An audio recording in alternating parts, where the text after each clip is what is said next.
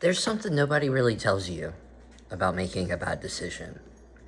You know, it's not the decision itself that changes your life, it's what happens afterwards. Because one bad decision, that doesn't define you. But repeating it, that's where things start to shift up here. And I didn't realize it personally at the time. I thought I was just, living life, figuring things out, doing what the crowd was doing. But looking back now, I can see exactly where that pattern started. It wasn't loud, it wasn't obvious, but it was pretty subtle. It was a lot of small choices kind of stacking up on top of each other.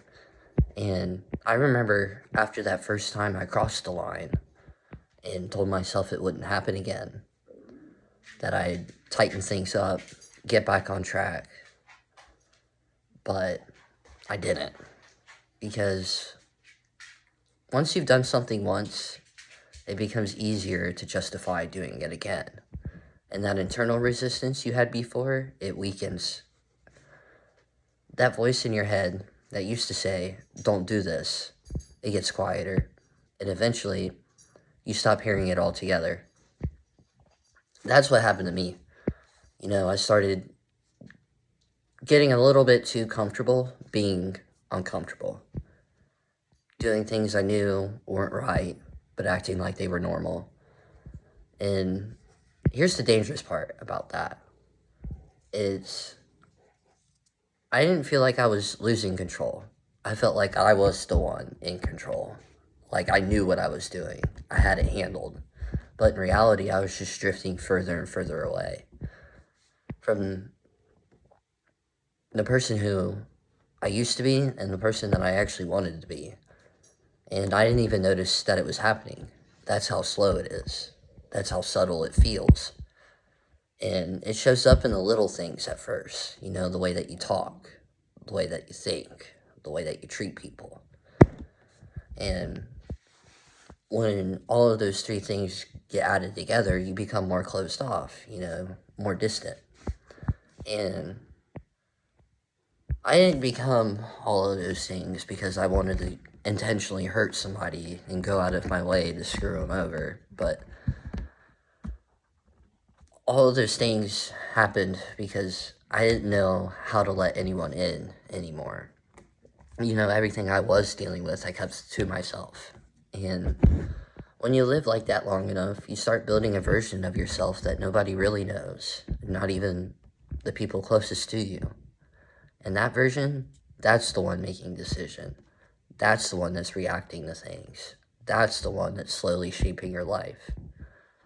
And I remember feeling like I was living two different lives.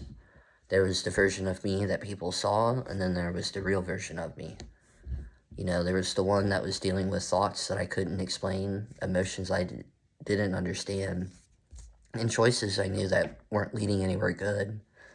But instead of stopping, I kept going. Because by that point, it felt easier to continue than it honestly did to turn around. And I think that's something people don't talk about enough. Because turning around sounds simple, but it's not. Turning around means admitting that you're wrong. It means facing what you've been avoiding. It means taking accountability and owning your decisions. And when you're already that deep into something, it feels extremely heavy. So instead, you just keep moving forward, even if it's in the wrong direction. I started noticing changes in myself that I didn't like. I had a very, very short temper. I had very minimum patience for things, and I didn't really care about the things that used to matter to me. And the crazy part about that is I knew it. I could see it happening in real time. But I just let it go. I didn't stop it. Because I didn't know how, I didn't have the tools, I didn't have the guidance, and I definitely wasn't talking to anyone about it. So what do you do in that situation? You cope. In whatever way you can. You find distractions, you find escapes, you find ways to not think about what's really going on. And at first, those things feel like relief. They feel like solutions, but they're not. They're just temporary exits. And every time you take one of those exits, you come back to the same place. The same thoughts, the same feelings, the same problems. Except now, they're heavier than what they felt before. They feel a little bit deeper than how they felt before. And they're a little bit harder to deal with. That's how the pattern builds. Not overnight, but over time. And before you realize it, you're stuck in it. Doing things you said you never do. Becoming someone you said you'd never be. And wondering how the hell you even got there. I remember having moments where I'd sit back and think, how did I end up like this? And I didn't have an answer. Because I wasn't paying attention when it was happening. I was just living in it. Reacting instead of thinking. Moving instead of reflecting. And that's dangerous. Because when you live up like that, you give up control without realizing it. And that's exactly what I did. I gave up control of my direction, one decision at a time.